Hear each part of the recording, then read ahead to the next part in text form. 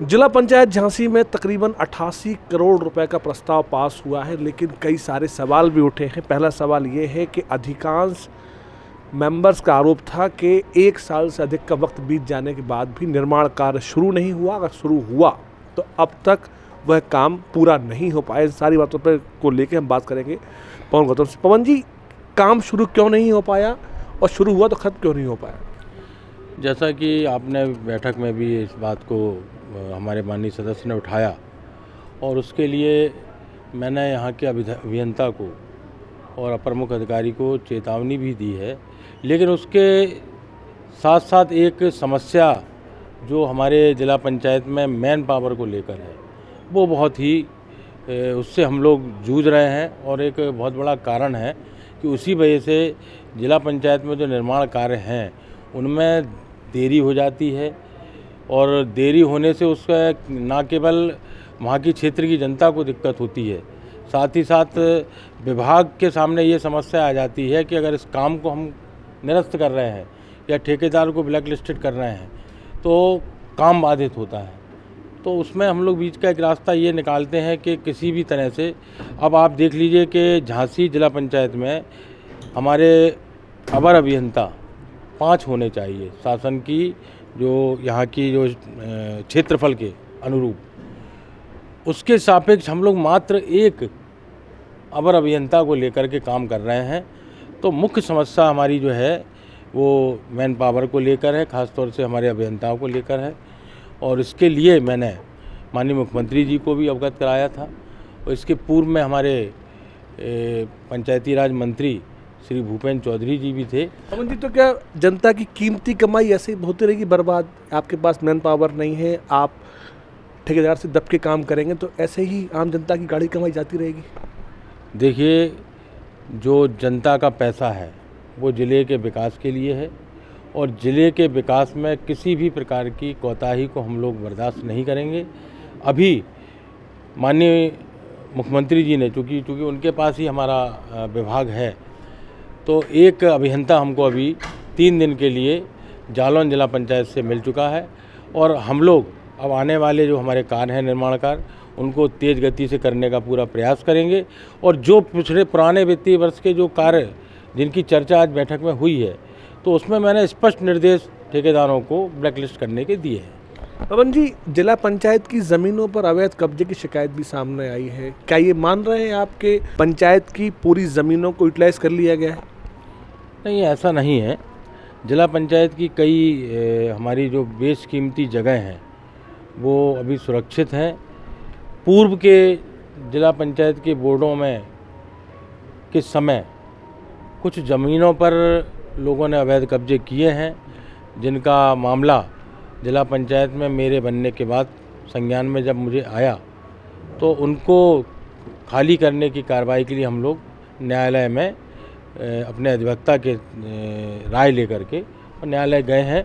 और हम लोग प्रयास करेंगे कि जिला पंचायत की जो भी बेशकीमती भूमि है, जिन पर लोग गलत तरीके से इस्तेमाल किए हुए हैं, मकान बनाए हुए हैं, उनको चिन्हित करके खाली कराई जाए। मेडिकल कॉलेज पे जो 2 एकड़ जेल चौराहे पे जो एक बड़ी बिल्डिंग बननी जिला पंचायत की, कब तक अमल में आ पाएगा? ये हर बार बात होती है, चर्चा होती है, प्रस्ताव बनता है, लेकिन होता कुछ नहीं।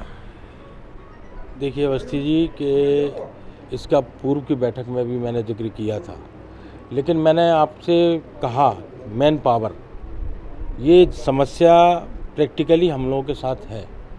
इस समस्या के ही निदान के लिए मैंने माननीय जिलाधिकारी से, कमिश्नर साहब से भी वार्ता करके कि इसको हम किस तरह से इन कामों को गति अपनी प्रदान करें, कि जो हमारी जीर्ण शीर्ण जगह पड़ी हुई हैं उन पर हम, और झांसी के मुख्य पहुंच जगह पर है, जैसे मेडिकल कॉलेज की हमारी आकाशवाणी से लगी हुई ज़मीन है वहाँ पर, और ख़ास तौर से जो जेल चौराहे पर जो हमारी एक मार्केट पड़ी है जिसकी हालत काफ़ी जीर्ण शीर्ण हो गई है, अंदर श्रमजीवी महिला छात्रावास है, तो उसके क्रम में मैंने अधिकारियों से और जिला प्रशासन से वार्ता कर उसमें झांसी विकास प्राधिकरण को हम लोगों ने अपने साथ लिया है, और उनके साथ में मिलकर हम लोग और वहाँ पर मल्टी लेवल बिल्डिंग बनाने का हम लोग कार्य कर रहे हैं, जिसको जिला पंचायत ने किसी स्वतंत्र एजेंसी को देकर के अभी उसकी ड्राइंग बनाना प्रारंभ कर दी है। और हम दोनों अपनी शर्तों के अनुसार उसको जल्द से जल्द निर्माण करा करके उसे भी लोगों को आवंटित करने का कार्य करेंगे। पवन जी, ठेकेदार काम लेता है, काम शुरू नहीं करता, काम पूरा नहीं करता, आप उसके ऊपर अंकुश लगाते हैं, लेकिन जब वही ठेकेदार 20% बिलो, 25% बिलो जब टेंडर डालता है, तो क्या ये सवाल नहीं है उस अभियंता पे जिसने उसका एस्टीमेट बनाया है? देखिए, जो निविदाओं में प्रतिस्पर्धा है, अगर निविदाओं में प्रतिस्पर्धा नहीं होगी उसका भी आरोप संस्था को झेलना पड़ता है। अन्य विभागों में भी 18 से 20 और 25% तक कभी कभी कंपटीशन में लोग बिलो डाल देते हैं। चूँकि झांसी के अंदर उसमें जो मेरा व्यक्तिगत अध्ययन ये है कि वो ठेकेदार उसमें बिलो में जाते हैं जिनके खुद के क्रैशर्स हैं, खुद का उनका बालू का पट्टा है, तो वो लोग अपना कैलकुलेट कर लेते हैं कि हम लोग इतने कम में भी ये काम को कर सकते हैं। रही बात गुणवत्ता की, तो गुणवत्ता की पूरी जिम्मेदारी हमारे अवर अभियंता और अभियंता की होती है। अगर इसकी किसी भी प्रकार की शिकायत आम जनमानस से या हमारे जिला पंचायत सदस्य के माध्यम से आती है तो उसकी पूरी जिम्मेदारी हमारे विभाग के अभियंता और जेई की होगी। आज जिला पंचायत झांसी में हमारे जिला पंचायत के अध्यक्ष पवन कुमार गौतम जी, उनकी अध्यक्षता में ये बैठक संपन्न हुई है और आदरणीय विधायक जी भी उसमें थे, जवाहर राजपूत जी, इनके आतिथ्य में, और जिला पंचायत के सारे सदस्यगण, ब्लॉक प्रमुख सदस्यगण, मतलब ब्लॉक प्रमुख से लेकर और सब लोग अधिकारीगण सब इस मीटिंग में संपन्न थे। लगभग करीब 88 करोड़ का ये बजट आज प्रस्तुत किया गया है। निश्चित आने वाले समय में इस पैसे के द्वारा इस जिले के ग्रामीण क्षेत्र का जो विकास है उसका चौमुखी विकास होगा, और जहाँ जो भी होगा हम लोग भी देखते रहेंगे, जहाँ हम लोग भी सहयोग करते रहेंगे जिला पंचायत का, जिससे जिला पंचायत आगे और प्रगति कर सके और इस जिले का चौमुखी विकास कर सके।